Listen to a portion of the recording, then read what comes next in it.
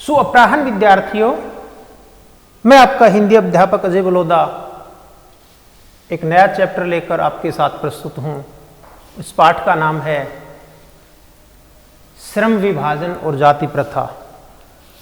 इसके दो भाग हैं। पहला भाग है श्रम विभाजन और जाति प्रथा और इसका दूसरा भाग है मेरी कल्पना का आदर्श समाज। प्रिय विद्यार्थियों, इस पाठ के लेखक बाबा साहेब डॉक्टर भीमराव अंबेडकर हैं। यह पाठ 1936 में लाहौर में, क्योंकि 1936 में भारत और पाकिस्तान एक ही थे, इसका नाम भारत था, तो 1936 में वहाँ एक वार्षिक सम्मेलन का आयोजन किया गया था। तो वहाँ डॉक्टर भीमराव अंबेडकर को यह अध्याय एक भाषण के रूप में देना था, लेकिन वहाँ भी जाति प्रथा के कारण विवाद उत्पन्न हो गया। इस विषय पर विवाद उत्पन्न हो गया और यह कार्यक्रम स्थगित करना पड़ा। बाद में डॉक्टर भीमराव अंबेडकर ने अपनी खुद की पुस्तक में इस अध्याय को जोड़ा और लोगों के सामने इस विचार को रखा। तो प्रिय विद्यार्थियों, इस पाठ के दो भाग हैं, श्रम विभाजन और जाति प्रथा। श्रम विभाजन, श्रम का, परिश्रम का विभाजन करना। जैसे आप अपने स्कूल में देखते हैं, एक टीचर आपको हिंदी पढ़ा रहा है, एक टीचर आपको इंग्लिश पढ़ा रहा है, एक टीचर आपको मैथ्स पढ़ा रहा है, एक टीचर आपको ज्योग्राफी पढ़ा रहा है, एक टीचर आपको पॉलिटिकल साइंस पढ़ा रहा है। यहाँ प्रिंसिपल सर ने या व्यवस्था ने एक नियम बना रखा है कि लोगों को अलग अलग काम दे रखे हैं। आप अपने स्कूल में लोगों को देखते हैं, उनमें से कुछ टीचर्स हैं, कुछ ड्राइवर का काम करते हैं, कुछ कंडक्टर का काम करते हैं, कुछ स्वीपर का काम करते हैं, कुछ सिक्योरिटी गार्ड का काम करते हैं, कुछ क्लरिकल काम करते हैं, एक व्यक्ति प्रिंसिपल का काम करता है, एक व्यक्ति डायरेक्टर का काम करता है। फिजिकल टीचर्स में भी फिर बांट रखे हैं। तो कहने का अर्थ है कि श्रम का विभाजन, परिश्रम का विभाजन करना एक अच्छा कार्य है। आप अपने घर में भी देखते हैं, पिताजी नौकरी पेशा करते हैं, बाहर का काम करते हैं, मम्मी घर का काम करती हैं, बहन आपके घर के कार्यों में हाथ बटाती हैं। जब पिताजी नहीं होते हैं तो बाहर का कार्य कई बार लड़कों को दिया जाता है। तो ये क्या है? ये श्रम का विभाजन है।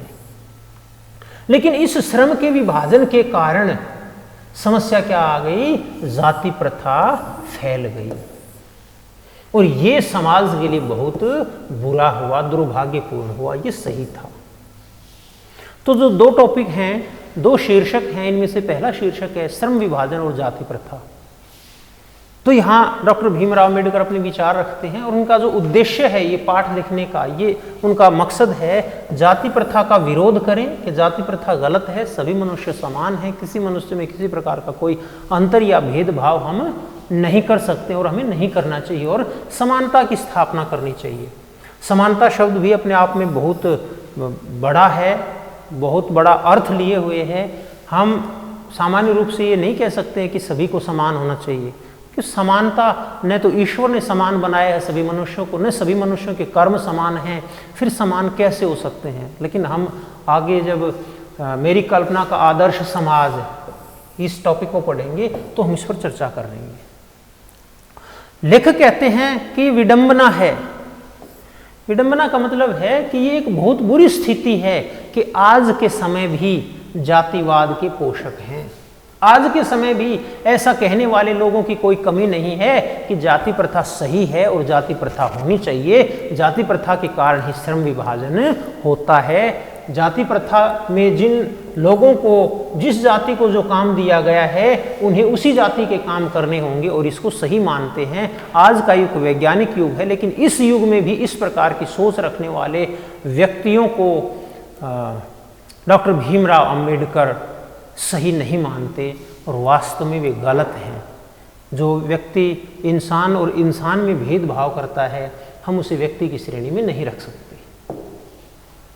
जाति प्रथा, जो जाति प्रथा है इसका आधार क्या है? कभी भी जब भी ये जाति प्रथा आरंभ हुई, जैसे हम बताते हैं कि त्रेता युग में, द्वापर में, सतयुग में, अभी हमने कहीं से सुना है या पढ़ा है, इसके हमारे पास कोई एविडेंस नहीं है। 4 जातियां होती थी, ब्राह्मण, वैश्य, क्षत्रिय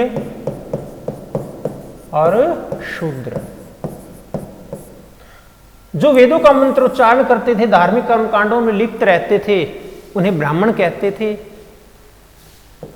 जो व्यापार आदि का कार्य करते थे उन्हें वैश्य कहते थे।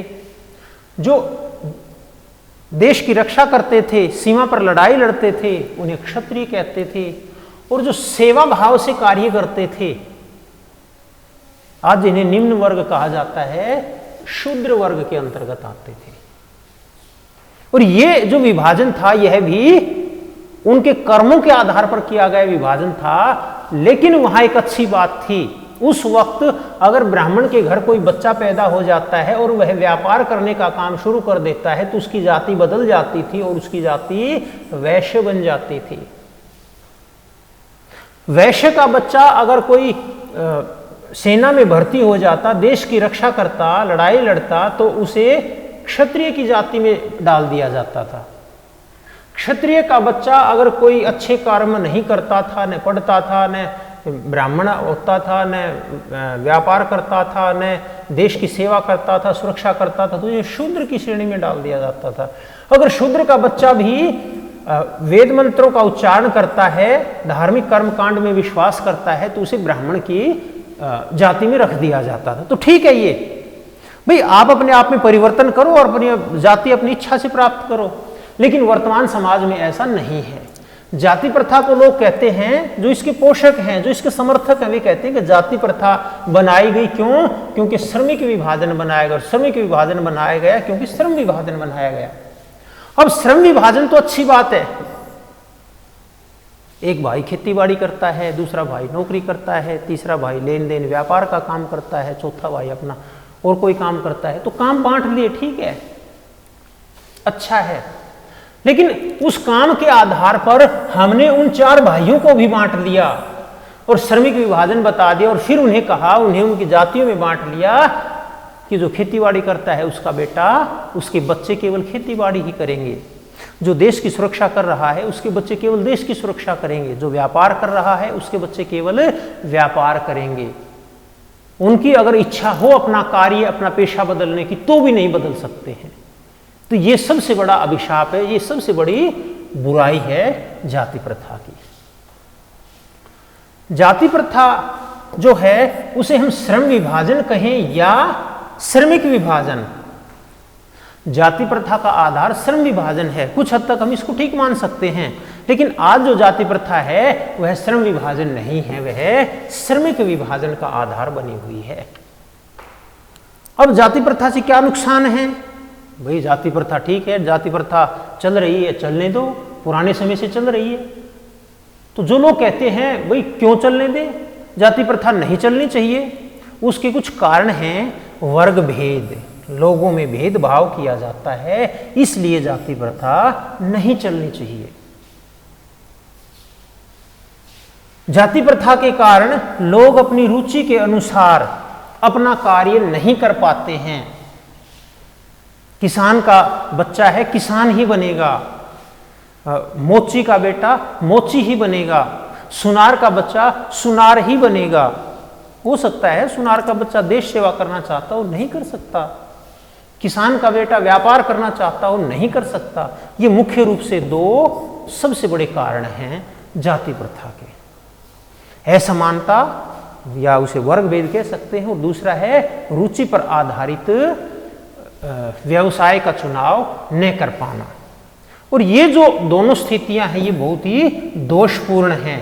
इनके कारण चाहे व्यक्ति भूखा मर जाए, लेकिन जो समाज के ठेकेदार हैं, जो जाति प्रथा के पोषक हैं, जो जाति प्रथा को अच्छा मानते हैं, वे चाहे व्यक्ति भूखे मर जाएं, उन्हें इस चीज की कोई चिंता नहीं है, लेकिन वे जाति प्रथा के बहुत बड़े समर्थक हैं।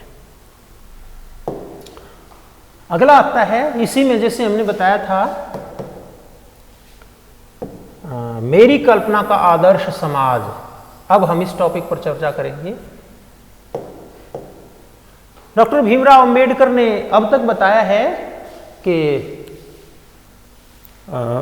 किस प्रकार की हमें समस्याएं आती हैं श्रम विभाजन में, और श्रम विभाजन और जाति प्रथा दोनों का क्या संबंध है, दोनों से लोग क्या फायदा बताते हैं और समाज को क्या फायदा है या क्या नुकसान, उस पर हमने चर्चा की थी। अब हम चर्चा करेंगे मेरी कल्पना का आदर्श समाज।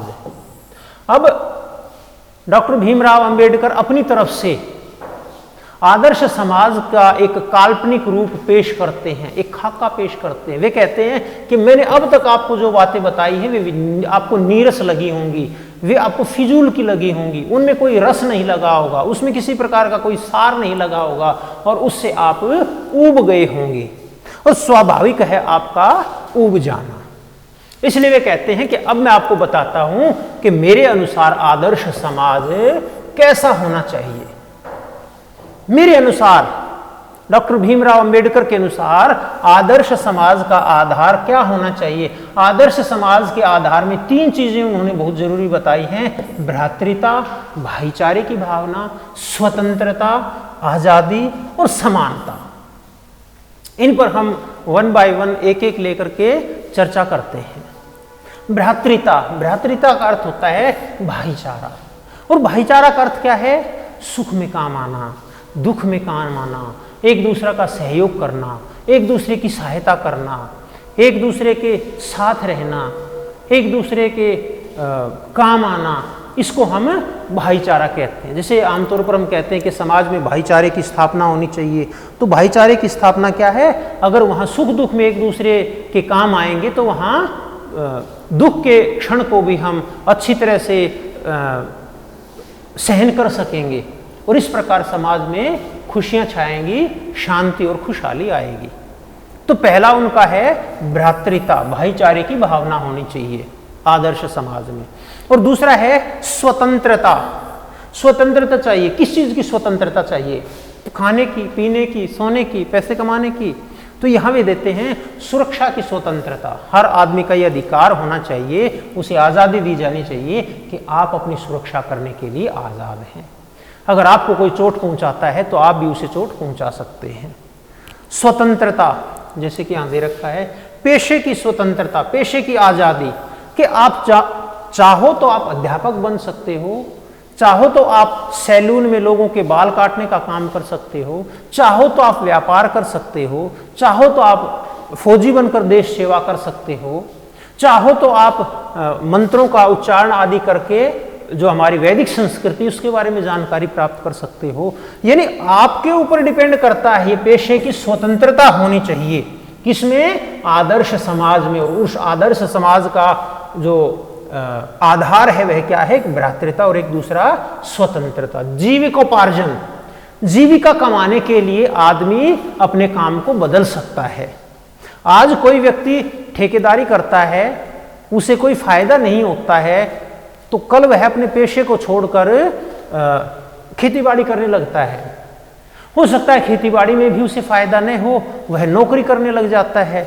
हो सकता है उसे नौकरी में भी फायदा न हो और वह समाज सेवा करने की सोचता है, सामाजिक व्यक्ति बन जाता है, या समाज सेवी बनने में भी उसको समस्या आती है। हो सकता है वो राजनेता बन सकता है, उसकी इच्छा पर डिपेंड करता है। तो इस प्रकार अपने पेशे अपनाने के लिए, अपनी स्वतंत्रता के लिए, जीविका कमाने के लिए लोगों को स्वतंत्रता दी जानी चाहिए। तो इस प्रकार हमने देखा है आदर्श समाज में 3 बातें हैं। भ्रातृता है, दूसरा स्वतंत्रता है, तीसरा हम देखते हैं क्या है? समता। समता का अर्थ है समानता। फ्रांस में क्रांति हुई थी और उसमें कहा गया था कि सभी लोगों को समान व्यवहार किया जाएगा, उन्हें समान माना जाएगा। लेकिन उसी शब्द पर विवाद हो गया। समान कैसे समान मानेंगे? एक आदमी है, दिन रात मेहनत करता है, पैसे कमाता है, इज्जत सम्मान कमाता है। दूसरा व्यक्ति है, दिन के 24 घंटे में से 18 घंटे तो सोता है, 4 घंटे खाना खाता है और 6 घंटे बकवास करता है। दोनों को समान हम कैसे मान लेंगे? तो इस प्रकार बहुत सी समस्याएं आई। लेकिन उस समानता का भी अर्थ ये डॉक्टर भीमराव अंबेडकर हमें बता रहे हैं, समझा रहे हैं। एक है समानता शारीरिक वंश परंपरा, इसके आधार पर समानता स्थापित नहीं हो सकती है। जिसके माता पिता जैसे हैं, बच्चों की जो शक्ल सूरत है, आकृति है, शरीर गठन है, शरीर संरचना है, वह उनके माता पिता के अनुसार बनती है। तो इस प्रकार की समता के लिए डॉक्टर भीमराव अंबेडकर नहीं कहते हैं। दूसरा है सामाजिक उत्तराधिकार। भाई किसी के मम्मी पापा ने बहुत मेहनत की है और उन्होंने अपना नाम कमाया है, तो सीधी सी बात है उसकी संतान को, उसकी औलाद को सामाजिक उत्तराधिकार के रूप में सम्मान, इज्जत और रुपया पैसा ज्यादा मिलेगा। तीसरा जो है अपने प्रयासों की आजादी। यहां डॉक्टर भीमराव अंबेडकर कहते हैं कि यहां सभी को आजादी मिलनी चाहिए। आपके माता पिता नाट्य कद के थे, आपका जो शरीर की हाइट है कम बढ़ी, इसके लिए आप किसी को दोष नहीं दे सकते। आपके माता पिता बीमार रहते थे, दुबले थे, कमजोर थे, आप भी बीमार पैदा हुए, इसके लिए आप किसी को दोष नहीं दे सकते। सामाजिक उत्तराधिकार, आपके माता पिता ने काम किया, बहुत काम किया, इज्जत कमाई, पैसा कमाया, आपको उनका उत्तराधिकारी होने के कारण भी सारे अधिकार मिले। एक बच्चा है जिसके व्यक्ति ने समाज में कोई अच्छा काम किया ही नहीं, तो उसे वैसा ही सामाजिक उत्तराधिकार मिलेगा। लेकिन जो तीसरी बात है अपने प्रयासों की आजादी, आदमी को अपने प्रयास करने की छूट मिलनी चाहिए कि आप अपने प्रयास करो।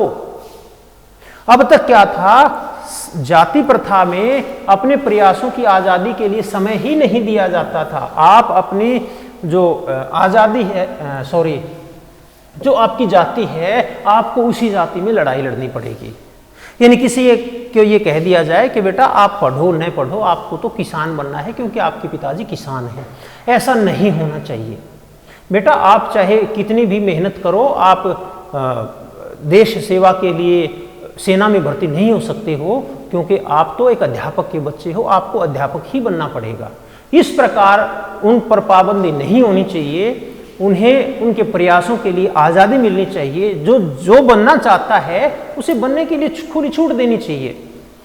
अंत में डॉक्टर भीमराव अंबेडकर कहते हैं कि जो समता है यह काल्पनिकता है, समता कभी नहीं हुई है।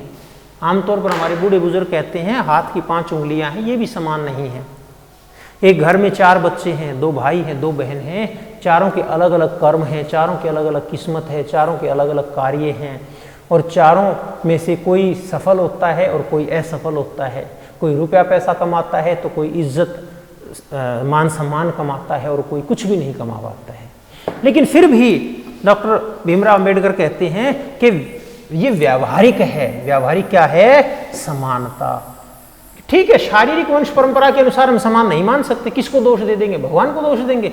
सामाजिक उत्तराधिकार, जिसके माँ बाप ने जैसा काम किया, जैसा रुपया पैसा कमाया है, जैसी इज्जत कमाई है, जैसा सम्मान कमाया है, वैसा उसके बच्चों को मिलेगा।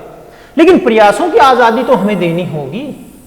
इस मामले में तो हम सभी को समान रख सकते हैं और इस समानता को अगर हम सभी को समानता दे सकते हैं, उन्हें आगे बढ़ने के प्रयासों की आज़ादी दे सकते हैं, तो ये उन लोगों पर डिपेंड करेगा, उन लोगों पर ये निर्भर करेगा कि वे अपने जीवन को ऊंचा उठाते हैं या नीचे ले जाते हैं, अपने जीवन को सफल बनाते हैं, सक्षम बनाते हैं या अक्षम और असफल बनाते हैं। तो प्रिय विद्यार्थियों, आज का ये हमारा अध्याय यहीं समाप्त करते हैं। श्रम विभाजन और जाति प्रथा, श्रम विभाजन और जाति प्रथा का आपस में क्या संबंध है, ये संबंध है या नहीं है, संबंध सही है या गलत है, हमने इस टॉपिक पर चर्चा की है। दूसरा है डॉक्टर भीमराव अंबेडकर बताते हैं कि आदर्श समाज कैसा हो, उसके लिए वे आधार बताते हैं। तो प्रिय विद्यार्थियों, आशा है, अपेक्षा है कि आपको ये अध्याय समझ में आया होगा। फिर भी अगर आपको किसी प्रकार की कोई समस्या है तो आप मुझसे फ़ोन पर या मेरे व्यक्तिगत नंबर पर संपर्क करके या व्हाट्सएप पर संपर्क करके पूछ सकते हैं। धन्यवाद।